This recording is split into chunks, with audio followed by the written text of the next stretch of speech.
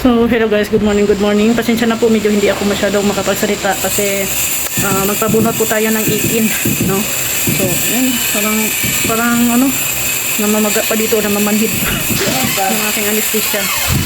So, ayan, may ano na dito tayo, may mga gamot na naibili. Pero at least, no, magaan na sa pakiramdam kasi wala na tayong hiniindang sakit sa ngipin.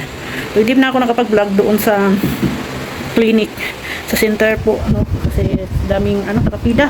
Grabe, umalis ako dito ng alas 8, natapos ako ng 10:30. Pero okay si Doc, hindi masakit. No, hindi masakit yung mas masakit pa yung sakit ng ipin kaysa magpabunot. So dito sa ating pinapagawang tiles guys, sa kumpleto na din dito sa ating kusina. Ayan, kunti na lang ay mabubuo na dito sa kusina.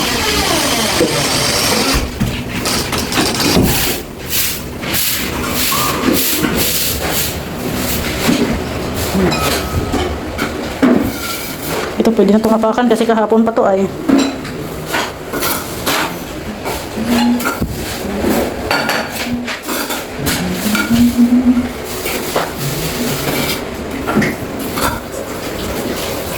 Dami parang pila dyan sa center.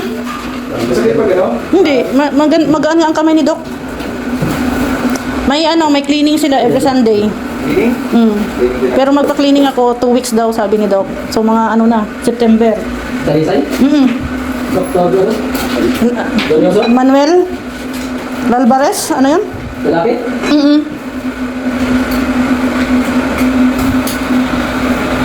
Sige, bye.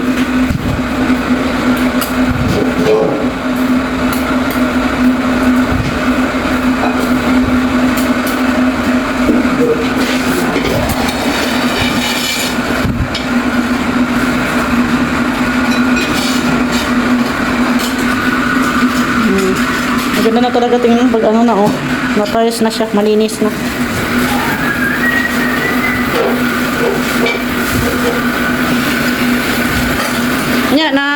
Okay na kay Maria na tubig. Okay na kay Maria. May tubig na siya. Anong problema ng niya pa da? Anong problema nun? Pagtusok? Ngayon okay ng tangke. Natin nagkaroon na siya ng tubig.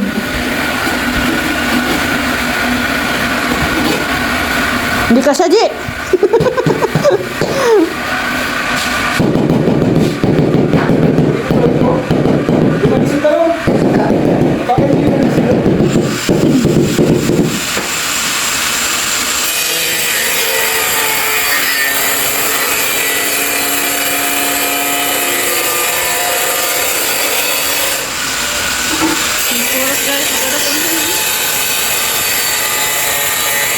Alas 11 na.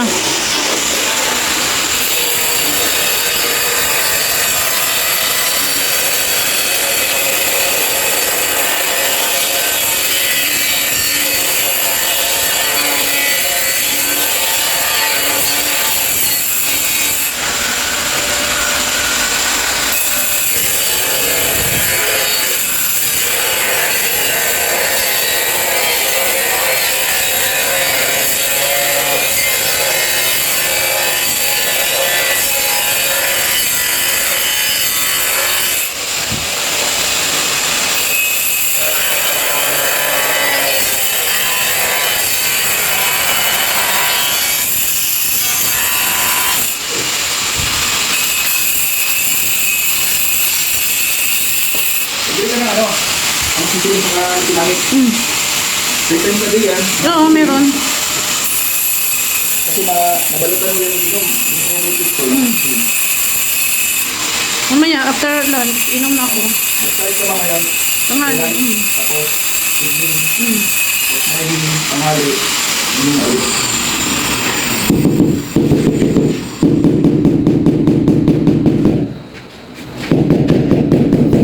Magaling ganito ko eh. Hindi masakit yung hindi masakit magbunot. Mas masakit pa ang sakit sa ngipin kaysa magbunot. Kaya kung may sakit kayo sa ngipin, magpabunot na kayo. Siguro na tayo. 200 pesos lang. Sa Sinter. Kaya din nakakalabayo. Ano mo na? Kahit hindi nasakit. Pagkabulot tayo. Pagkabulot.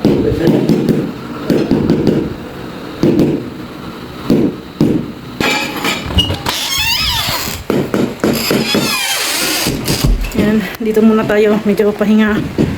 Yan. Ako lang pong pumunta kanina sa center guys kasi hindi na ako nasamahan ni Rex. Ano kasi sila, nag-ayos ng tubig ni MK, sila ni Kuya Brooks. So ako lang napunta sa center kasi hindi ko na talaga kaya kagabi. Hindi ako masyadong nakatulog.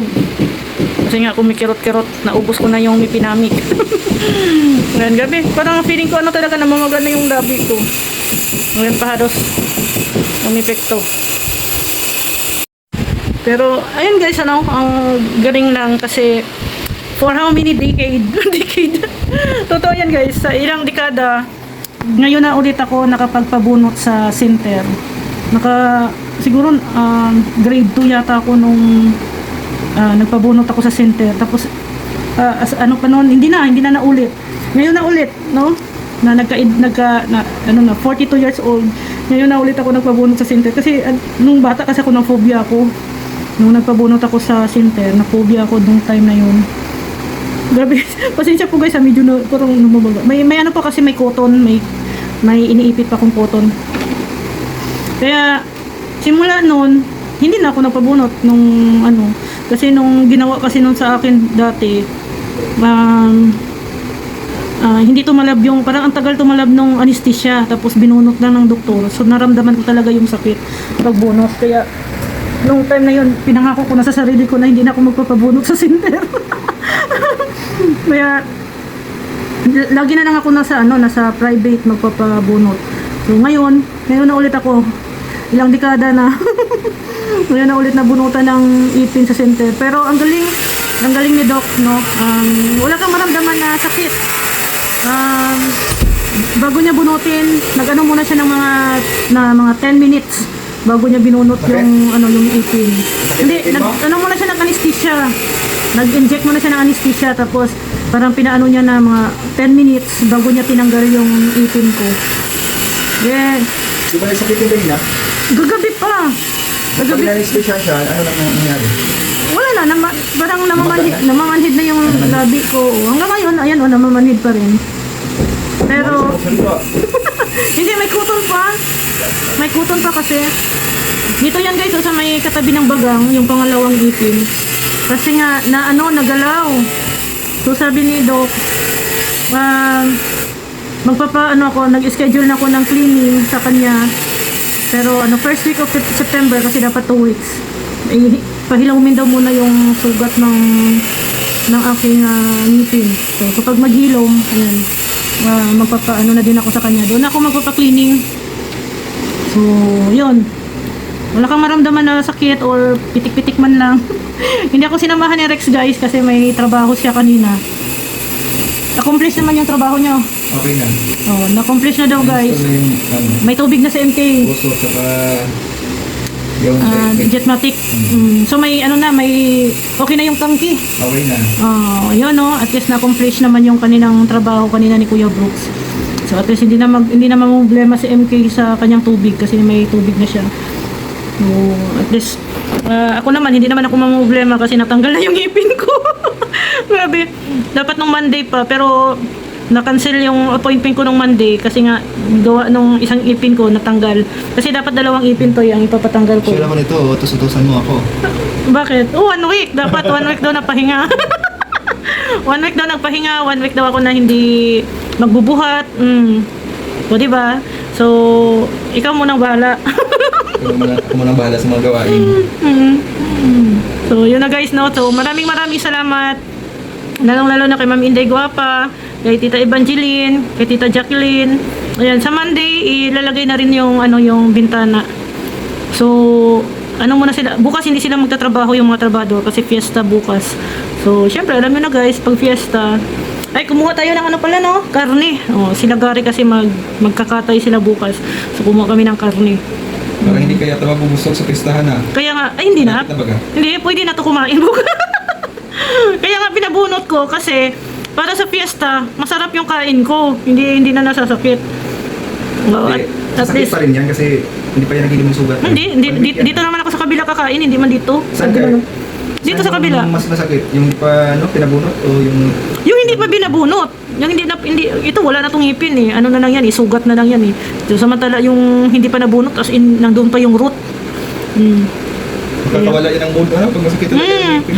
Kaya kagabi, parang nawala ko ng Kasi sa mood. maganda ng mood mo niyan kasi hindi nasasakit yung Oo. ngipin mo. Tapos kaninang umaga, alas 4, nag ano na naman siya guys, nagsakit. Kaya sabi ko, ipapabunot talaga yun. Kaya alas 8, kahit na ako lang mag-isa, ay go. Go pa rin ako kahit na ako lang mag-isa guys. Na ano, nagpunta ng doktor kasi hindi ko na talaga kaya. Ganun lang ako guys, hanggat kaya ko, ginagawa ko talaga. Hanggat kaya ko ginagawa ko talaga, hindi na ako kasi nakita ko kasi may trabaho si Rex kanina, kaya hindi ko na lang siya niyaya. Basta bigla na lang akong nagpaalam sa kanya na magpapabunot ako ng ipin.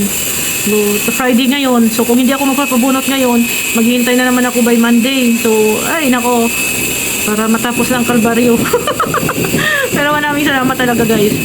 So, kaya hindi ako masyadong nakapag-vlog kaninang umaga. Pero mamaya, ayan, after lunch, ayan, mag-vlog tayo hanggang hapon. I-update ko po kayo kung ano po ang tawag nito, ano ang improvement no ng ating bahay. Ayan, medyo ito nga pag anesthesia talaga parang namamaga talaga yung mga labi mo dito side.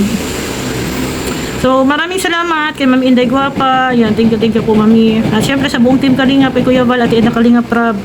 Maraming salamat sa mga viewers natin, supporters, subscribers. Thank you very much. Ayan, okay na ako. Pwede na tayong mag-mission sa Sorsogon. Wala nang iniindang sakit ng ngipin. So, thank you Lord sa mga blessings. Maraming salamat and have a nice day everyone. Bye-bye po.